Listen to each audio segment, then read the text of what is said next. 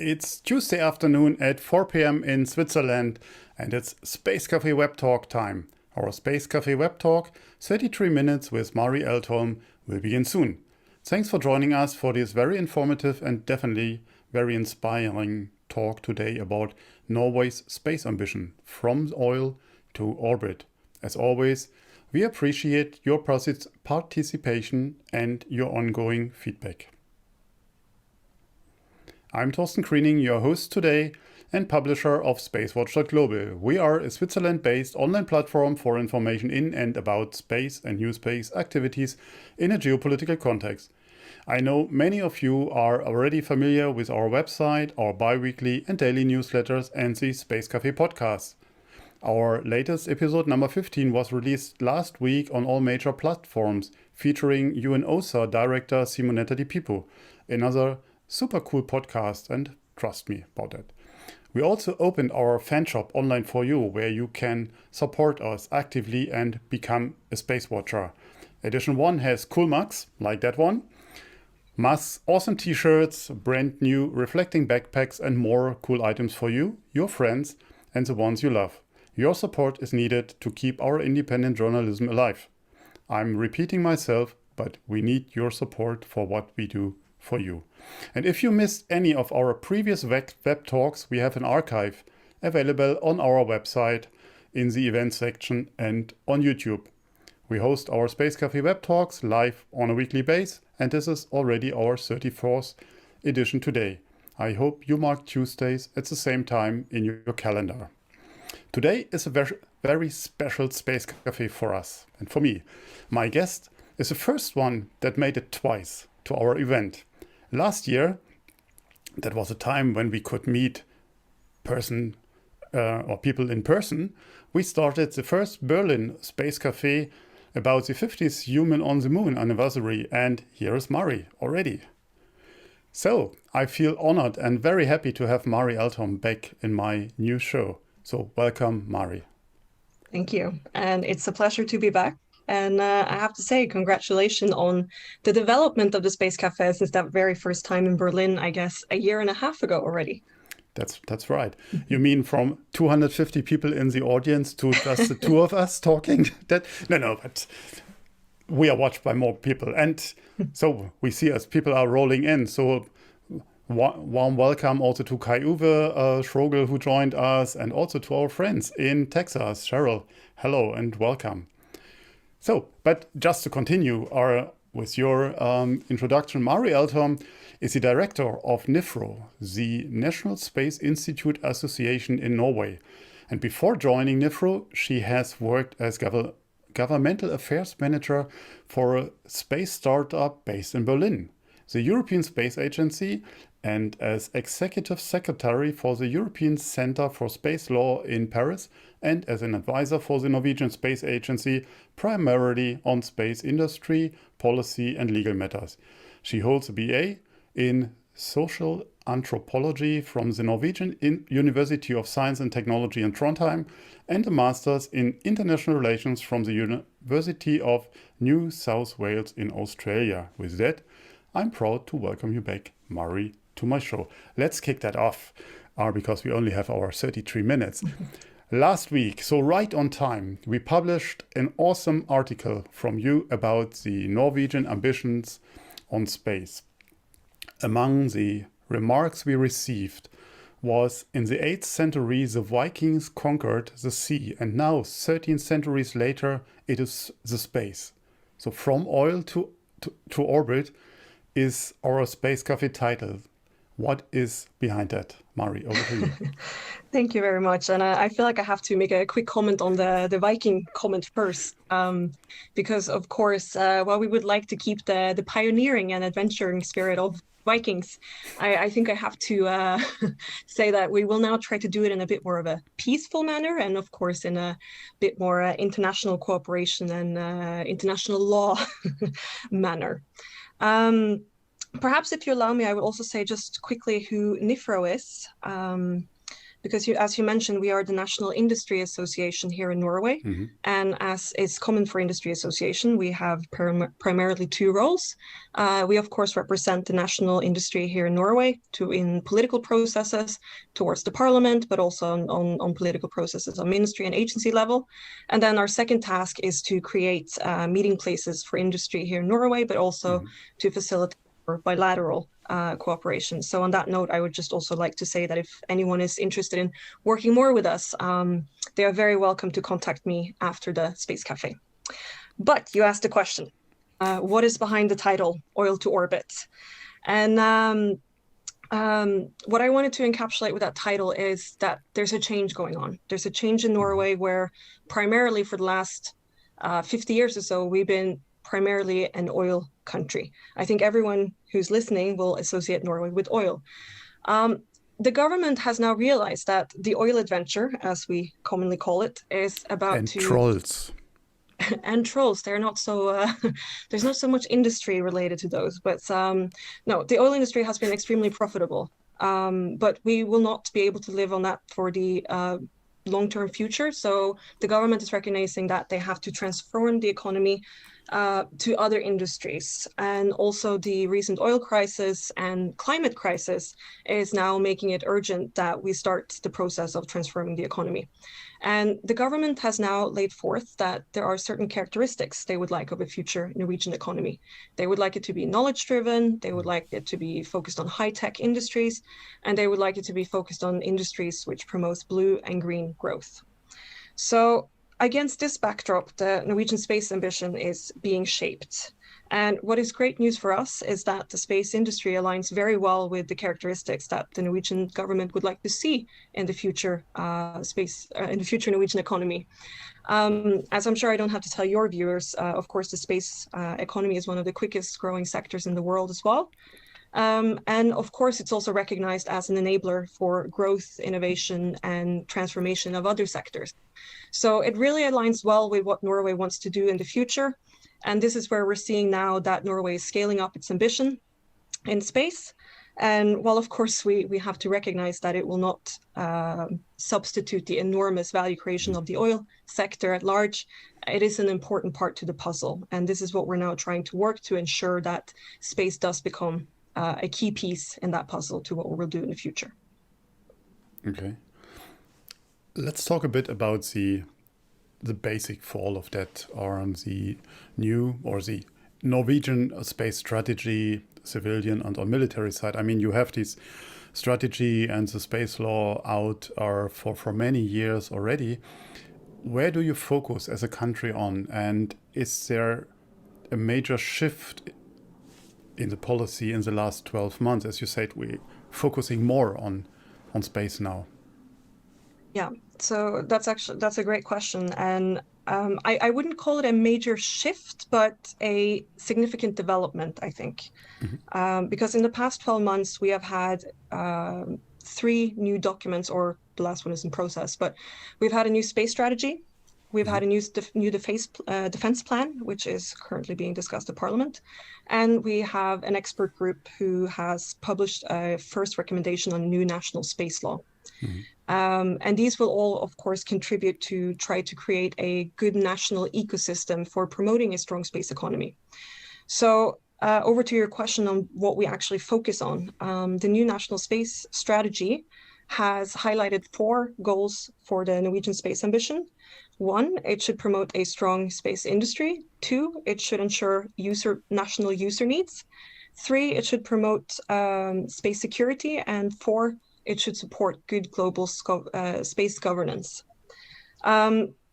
So these are all quite, you could say, vague in many ways. But what's important here is that in particular, the 2 latter ones are quite new. Or are new in this strategy. And the first 2 will be developed further. And here, of course, you would like me to say, what would those concrete developments be? And this is where I can't say too much yet, because the strategy was only adopted this June, and currently the national apparatus, meaning ministries, agencies, actors, are working on, okay, what are those concrete actions we can implement to make sure that we reach these ambitions? So is that your call to come back already? Let's see. The second document, which I think is worth mentioning, is the National Defense Plan, because here we're seeing a notable change where in the previous defense plan, the government did recognize that the defense sector had a space need, but we're now seeing they confirm that they will ramp this up and in particular focus on maritime surveillance, space communication in the north, and SSA.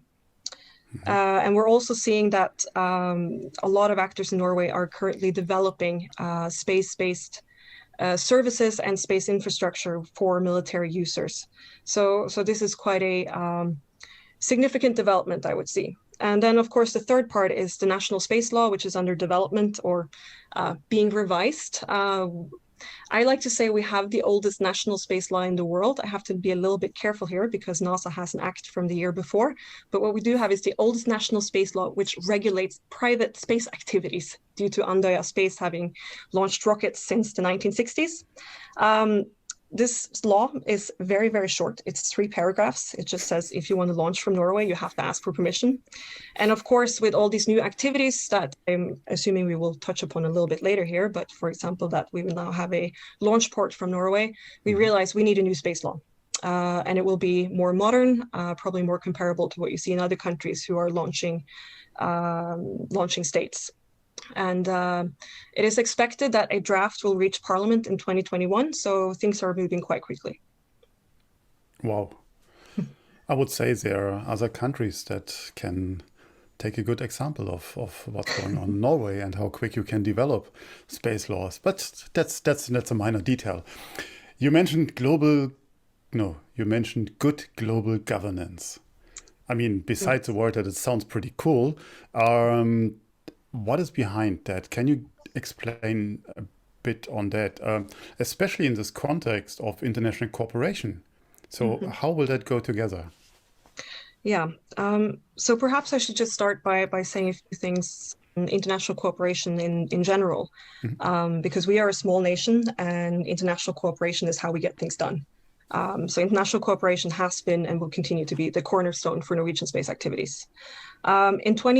In the last 12 months, we have done 2 notable things in that regard. We have reconfirmed our ambition in ESA, the European Space Agency, with also record investments in the Earth observation programs and exploration programs. But we have also confirmed an ambition to continue to be part of the EU space program. And that includes all 5 elements, Copernicus, Galileo, EGNOS, SSA, and GovSatcom. And we also want to be part of the Horizon Europe. So we have and we will continue to be part of the European space efforts, and this really is the cornerstone, the foundation upon which we build our national activities. Now, for the global governance part, this is mentioned specifically in the space strategy, and it is particularly mentioned that we will contribute to a solid international legal order in space and continue to be part of UN COPUS, as we became member of in 2017. And I hope take a bit more of an active, continue to take a more active part there. And of course, then it's also the national part of good global governance, which is ensuring we comply with our international obligation and also updating our national regulatory framework. So yes, we are trying to do our part. So with all your commitment to ESA, to Europe, I don't ask why don't you become a member of the European Union? I think that would go too far and be, how do you call it, be beyond our paycheck. But is it an imaginable future that a Norwegian becomes the next ESA DG? I mean, it's official that Christian is running for it. Yes. No, I'm happy to comment on that. NIFRO has certainly, I mean, first of all, we certainly hope so. We think Christian's a great candidate, and we are completely behind the Norwegian government's endorsement of him. Perhaps to elaborate a little bit on why we think he would be a good candidate. As you see in Norway, there's been a lot of extremely positive developments now for the past couple of years. And while this, of course, has been a team effort with industry, a lot of people in government contributing, I think it's still fair to judge the captain at the helm for things going well, and it certainly has under Christian's leadership as the DG of the Norwegian Space Agency. I think the other part of why he would be a very good candidate is his extensive industry experience. I think a lot of industry is hoping that we will see a slight transformation of ESA to perhaps accommodate for industry being able to move faster and perhaps a bit of a more leaner and competitive industry here in Europe to compete with those in other regions. And Christian certainly has the experience and perspectives to understand what needs to be done. And a bit more of a perhaps less known fact is that he actually used to be also the president of the board for NIFRO. So he has experience from an industry organization in understanding both the perspective of the big companies, but also the small companies, and then translating those needs into policy. So some of the reasons we think he would be a good candidate. About his industry expertise, if I'm not mistaken, he was at KSAT, one of your... No? He was at the Kongsberg Group, so KSAT is linked to the concern or the corporation. But he was Head of Space at Kongsberg Group, which is the largest, I guess, space company in Scandinavia. I see. So okay. It's heavyweight. Let's move on. In your article, you mentioned a number of very cool strategic projects. As an example, they are preserving the global forest. Can you give us some insights about that? And then we will talk about a few of the other projects a bit later. So, but why preserving global forests from Norway? So what is behind that? So perhaps to take a step back and set the scene a bit.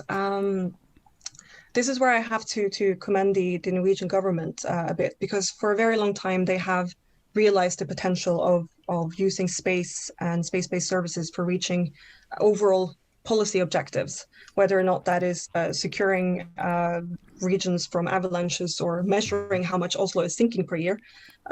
These are steps they've taken to use satellites. And we are now seeing a lot of very cool new nationally driven projects where the projects to buy high resolution satellite data to monitor tropical forest is one of them. Perhaps in a more new space, I should start with presenting the problem and then explaining why it was done. So Norway puts a quite substantial amount of money into tropical forest preservation every year. The challenge with that is that as of now, countries are paid for preserving a certain amount of forest. And the only way to see how much forest they are preserving is to send a person out counting every tree or a plane that flies over every now and then. This means that you don't get very frequent data, and it doesn't mean you have a very reliable data. The Norwegian government recognized that by buying products or high-resolution data from KSAT in partnership with Airbus and Planet, they could get continuously high-resolution data to see that forests are being preserved on a much more frequent rate than what is currently possible. And this, in the word of those working with forest preservation, is really revolutionary. And the extra step that they have done is then to make this data freely available for anyone to use. Meaning that if you are a company who buy a product from an area where apparently there is tropical forest being preserved, you can use this data to see that actually the product you are buying is not being grown in an area where trees are being chopped down. So it's really quite an impressive project they managed to put together. Wow, that's interesting. Another one was on the Arctic broadband communication. So I think you mentioned it, your HEO project, Space Norway. So why is broadband in the Arctic so important? I mean, every ice bear with a mobile phone or so? Or I mean, no. What is the rationale behind? Yeah. So the North is identified as Norway's most strategic area in the sense that we have a particular responsibility to ensure safe operations, and then you also have, of course, the more strategic dimensions. The current challenge is that as of now, there is virtually no broadband over 65 degrees north. Meaning if you want to conduct an operation up there, it's difficult to communicate. And if you have to conduct a rescue operation under those conditions, which are extremely harsh to begin with, having these kind of services would be extremely useful. So Norway recognized this, and through Space Norway, they will have 2 satellites in a highly elliptic orbit, which will then provide continuous broadband access to the north, both for Norway, but also our allies, and through a commercial partner, it's also available to commercial partners. So this is also quite a impressive project in the sense that it's really solving a quite concrete problem for the Norwegian government and industries who are doing activities up there. So, but I assume that these kind of services are not offered for free then, not like for when we're just streaming. A call to our audience. We are here also to answer your questions, or Mari is here to answer your questions. So feel free to let them come. Otherwise, I'm continuing with the questions. There's another project I would like to have some more insight, and that's, I think, one of the lighthouse projects also for Norway on the maritime or awareness, or maritime, how do you call them? Yeah, awareness. AIS or satellites. Can you talk about that also in the framing of the smallsat development and from Norway? Mm-hmm. So I can make 2 comments here. One is on the AIS satellite, which is a satellite that does ship detection, which was built, I guess it's 10 years ago now already, actually. I don't think Norway is particularly known for being a new space actor outside of Norway, but this was really a new space satellite in the way that it was built in a record amount of time, and it was quite cheap, I think around 2.5 million euros. And while it was meant to be a test satellite operating for 3 years, seeing if it was possible to give good ship detection signals to the Norwegian Coast Guard, it has now been in orbit for over 10 years, and it's still providing ship detection signals, which the Norwegian Coast Guard actually described as turning on the light, because all of a sudden they could see what was moving in the ocean areas of Norway. And since this, we kind of had a bit of a national awakening of what would be possible with these small satellites. So a number of them have followed, and I think now we have about 9 in the pipeline. And of course, part of this small satellite awakening is also then tied to Andøya, and realizing that, we also have a very unique geographical location to build out Andøya, which has already been launching sounding rockets for 60 years, to also offer orbital access for small satellites. Keep on going. Let's talk about the spaceport. So, great. I mean, we spoke with Ole Docker last week, I think in fair details about what is around that. I mean, as he is not part of the spaceport, but maybe you can repeat that for our audience. What is about Andøya and the current developments? Yes, so here I'm actually able to share a little bit of breaking news. Yes, I don't think they've actually, but Andøya has today updated their web pages, and I would encourage everyone to take a look at them, because the reason they changed the web pages is that they have restructured the corporation. And Andøya Space Center has now become Andøya Space, and the various areas where they already have built up expertise over quite a lot of decades have been clearly defined as business areas. So under the Andøya Space Cooperation, you will have the spaceport, of course, which is a new project where the aim is to have launch capabilities by 2022 in partnership with launch providers. And here we have, for example, the RFA from Germany, which has been announced, and more may be coming. Other things they are already doing is providing science support in, for example, launching sounding rockets to conduct experiments in the atmosphere. They're also, and this they've been doing since the 1960s. They are also providing defense services. Due to the large ocean areas outside of Andøya, they can provide quite advanced weapon system testing for a very, very variety of nations. And they've been doing this for, I think, since the 80s. They also have another new thing they're kind of rolling out. Andrea might correct me on this, but I believe it's quite new. And that is an ambition to also do more on drones, which is extremely interesting because the interplay between satellites and unmanned drones are quite interesting for what you can do.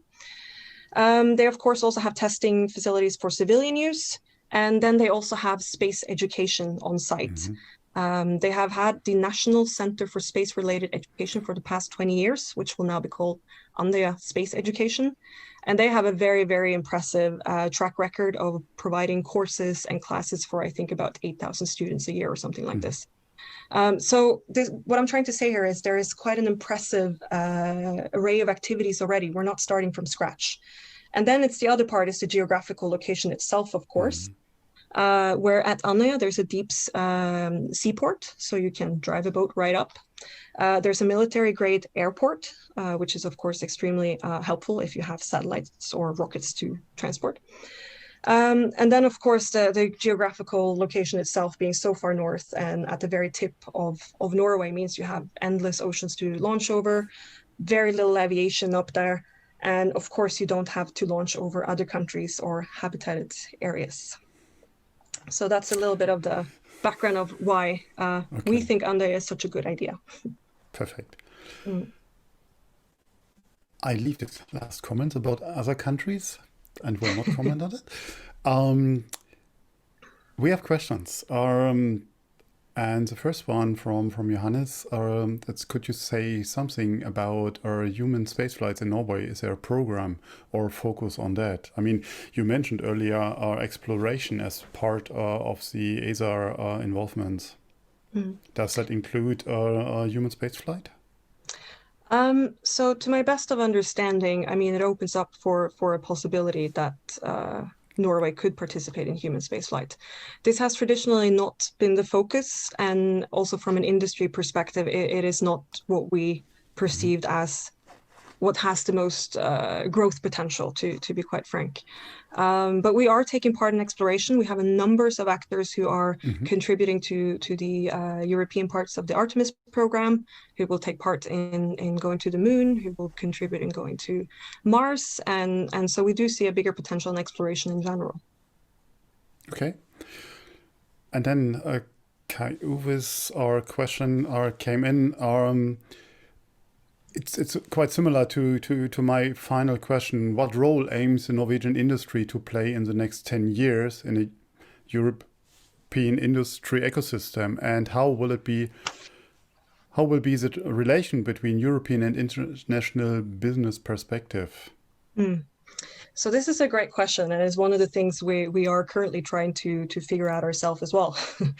Perhaps to take it back a step again, so the extremely interesting things we've been seeing now in the past year or so is that with an increased overall national budget, where majority of it still goes to ESA and the EU, we're also seeing these new national projects. We're also seeing that the government is awakening to the possibility of building a stronger ecosystem at large. Part of this is that we're seeing new innovation centers. There will be one at Andøya, which I believe you heard from last week. There's also been created one at the University of Oslo.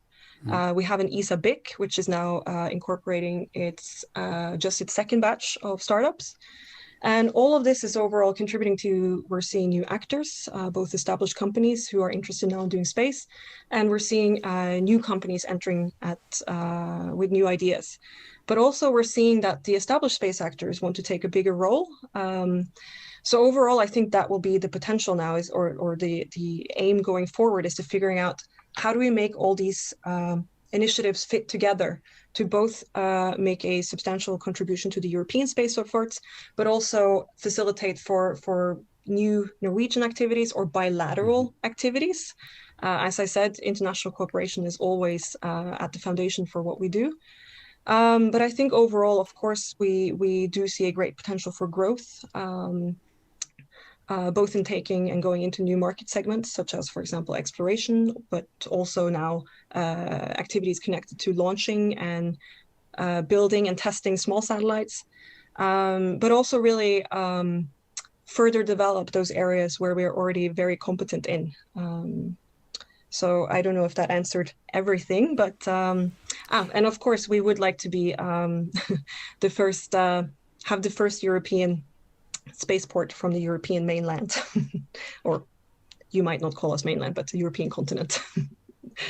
I mean, you are not an island. No, So but you're I mainland. have heard comments that Norway is not part of the mainland, but yeah, we are. Details, Exactly. details. Yeah. Okay, I mean, Kai-Uwe asked for the next 10 years. You answered now the next year, more or less. What's up? Maybe you can talk a bit more on the innovation side, because that was also my final question, or that with the strategic power, or using in Norway, the strategic power of space, or the power of inspiration, but also the economy of innovation, as you mentioned. Can you give us an outlook what we can expect now in the next years? I mean, and just to mention it, I'm in talks with one of the PhDs from, I think, Trondheim, which also wrote an article on SpaceWatch.Global about tumors in space, and we'll have her, I think, in February on the space talk, on the Space Café here. I mean, to see from somebody who is in this innovation environment, or to get it from first hand, how that feels, how that looks like. So maybe you can talk from your end what you also as an industry association are planning, and how you want to foster it. No, that's an extremely good question. And it is actually one of the things we are working on internally through a working group, is to figure out how can we work better together to ensure that small, medium-sized and large businesses work together, but also that they work with the research sector and academia at large, and also students then.